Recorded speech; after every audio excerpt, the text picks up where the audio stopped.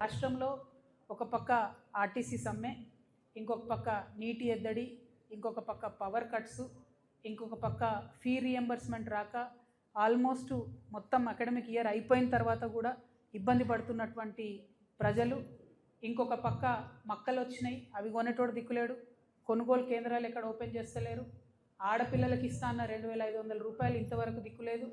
అనేక రకమైనటువంటి ఇబ్బందులలో ప్రజలు ఉంటే నిన్న ప్రభుత్వం ఒక పెద్ద సభ పెట్టింది, ప్రధాన ప్రతిపక్షమైన బీఆర్ఎస్ పార్టీ ఇంకొక సభ పెట్టింది. ఏం చేసిరు వీళ్ళిద్దరు సభలు పెట్టి అంటే, బీఆర్ఎస్ పార్టీ ఏమో ఉట్టి కథలు చెప్పింది, కాంగ్రెస్ పార్టీ ఏమో పిట్ట కథలు చెప్పింది. ప్రజల వ్యతలు ప్రజల కష్టాలు మాత్రం ఎవరు చెప్పలేదు.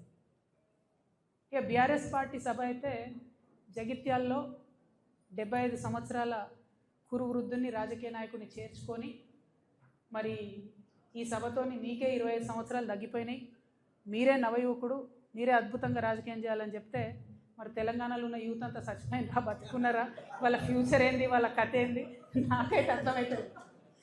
అందుకే నేను ఇన్వైట్ చేస్తున్నా. నేను కొత్తగా పెట్టబోయే పార్టీలో యూత్కి మంచి అవకాశాలు ఉంటాయి కాబట్టి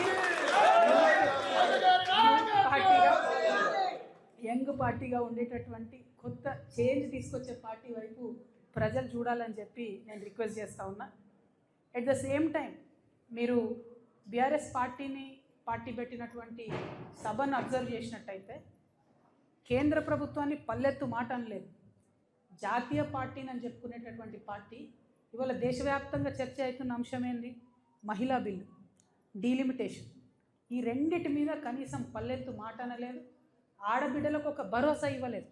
రాజకీయంగా మీరు ముందుకు రావడానికి మేము నిలబడి ఉంటాం, మీకు అండగా ఉంటాం అనే భరోసా ఇవ్వలేదు. అంటే ఆ పార్టీలో ఆడబిడ్డలకు ఎప్పుడు గౌరవం ఉండదు అనుకోండి, అది వేరే విషయం. కానీ చూస్తే మందేమనుకుంటారు అనడానికన్నా కనీసం మరి మహిళా బిల్లు పోయింది, మేము జాతీయ పార్టీ, దాని మీద మాకు విధానం ఉంటుంది, దీని మీద మేము పోరాటం చేస్తామన్న మాట కూడా బీఆర్ఎస్ పార్టీ మాట్లాడకపోవడం అన్నది నిజంగా శోచనీయం.